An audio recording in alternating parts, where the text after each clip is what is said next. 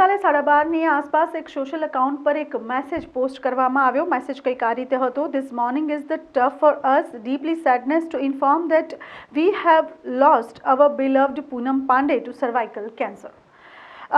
તેમની ટીમ દ્વારા નક્કી કરવામાં આવ્યું અને તેમની ટીમ દ્વારા આ પોસ્ટ કરવામાં આવ્યું કે પૂનમ પાંડે, જી હા, પોપ્યુલર ફેસ પૂનમ પાંડે જે છે તે આ દુનિયામાં રહી નથી અને તેનું કારણ છે સર્વાઇકલ કેન્સર. હજુ તો 4 દિવસ પહેલાં જ પૂનમ પાંડેને એક રીલમાં જોવામાં આવી હતી.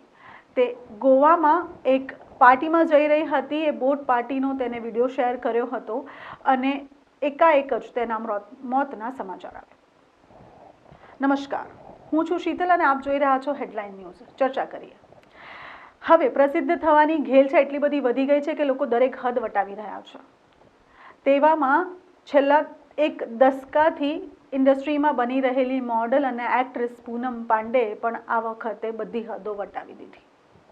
આટલા વર્ષો ઇન્ડસ્ટ્રીમાં રહ્યા પછી પણ તેની કંઈ દાળ ગળી નહીં, એટલે એને છેલ્લા આ એક એવું નવું બહાનું શોધ્યું જ્યાં તેને થોડી નામના અને થોડી પ્રસિદ્ધિ મળે. તેને પોતાના મોતની જ ખોટી ખબર ફેલાવી અને ગઈકાલે આખું એ ઇન્સ્ટાગ્રામ, આખું એ social media rest in peace પૂનમ પાંડેથી છલકાયું હતું. દરેક મીડિયા હાઉસે તેના મોતની ન્યૂઝ ચલાવી હતી. તે છતાંય લોકોને ક્યાંક ને ક્યાંક 1% ડાઉટ તો હતો જ કે અગર તેનું મૃત્યુ થઈ ગયું છે તો તેની ડેડ બોડી ક્યાં છે, તેના કોઈ વિડીયો કેમ નથી, તેના ઘરની બહાર પબ્લિક નથી, ક્યાં છે આખરે પૂનમ પાંડે? અને આજે જ 24 કલાક પૂરા થતાની સાથે જ પૂનમ પાંડે પોતે ઇન્સ્ટાગ્રામ પર લાઈવ આવીને કહે છે કે સોરી, મને બહુ ખેદ છે કે મેં મારા મૃત્યુના ખોટા સમાચાર આપ્યા, કારણ કે મારે જાગૃતતા ફેલાવી હતી સર્વાઇકલ કેન્સર માટે. તો શું સર્વાઇકલ કેન્સર માટે જાગૃતતા ફેલાવવા માટે તમને બીજો કોઈ રસ્તો નહોતો દેખાતો? શું તમારા મોતની ખોટી ન્યૂઝ આપીને પ્રસિદ્ધિ અને નામના મેળવવી એ જરૂરી હતું કે પછી સર્વાઇકલ કેન્સરની માટે અવેરનેસ લાવવી જરૂરી હતી? આમાં અવેરનેસ તો ઓછી થઈ છે, પણ આમાં તમારી પ્રસિદ્ધિ વધારે થઈ છે.